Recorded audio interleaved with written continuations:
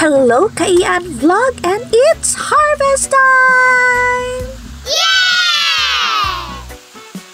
Og paingon ta sa scaleless fish cage. Tuod ang balsa ka amo ang gisakit karon dili amo tungod kay naanod og naguba ang among balsahan tungod ni bagyong uwan. Aww. But today is another day and we should be glad in it. Familiar ang SLP logo sa iyahang boat. Actually, he offered a hand para mo tamang pag-harvest ang mga kaubanan. So dinhaa, gistart na og dive sa amo ang kauban o gipalibot niya ang net na ay pataw ang net. So iyahang sikopon ang mga isda o gibira na dayon sa iyahang mga kaubanan ka nasa taas ang net para masikop ang isda.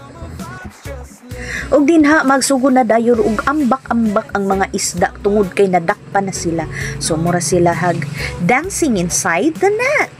Og manggawas dayon dira ang mga foamy nga bula. I don't know kung asa na gikan no, pero mura gikan siya sa isda.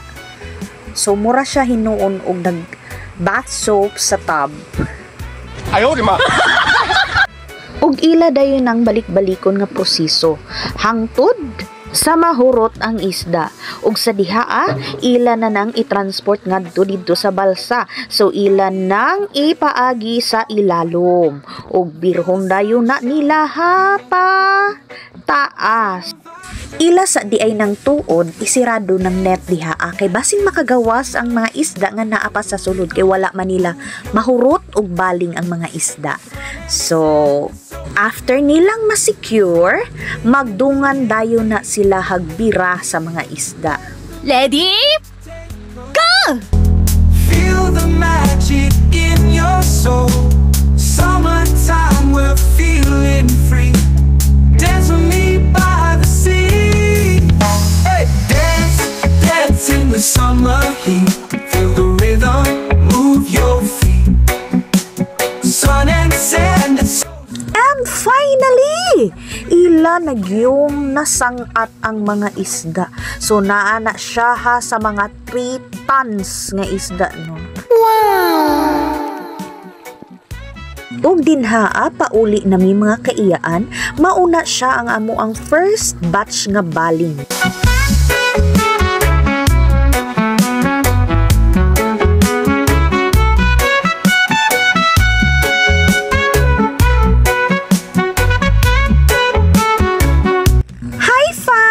Daghan kayong naghuwat sa amo.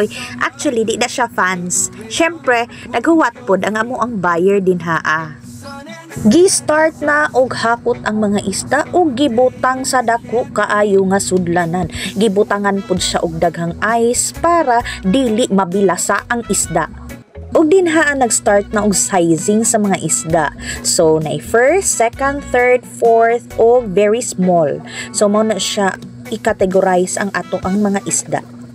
Ug dinhaa pod timbangon sila ha 35 kilos per banyera. Okay, fast forward mga kapatid.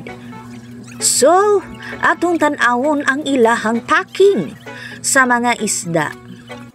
Ug kay gigutom naman ng mga person, siguro mga unsa pud mino. Oo, gigutom mi. Okay, bye mga kaiyaan, kay mulafang na in town mi. Thank you for watching!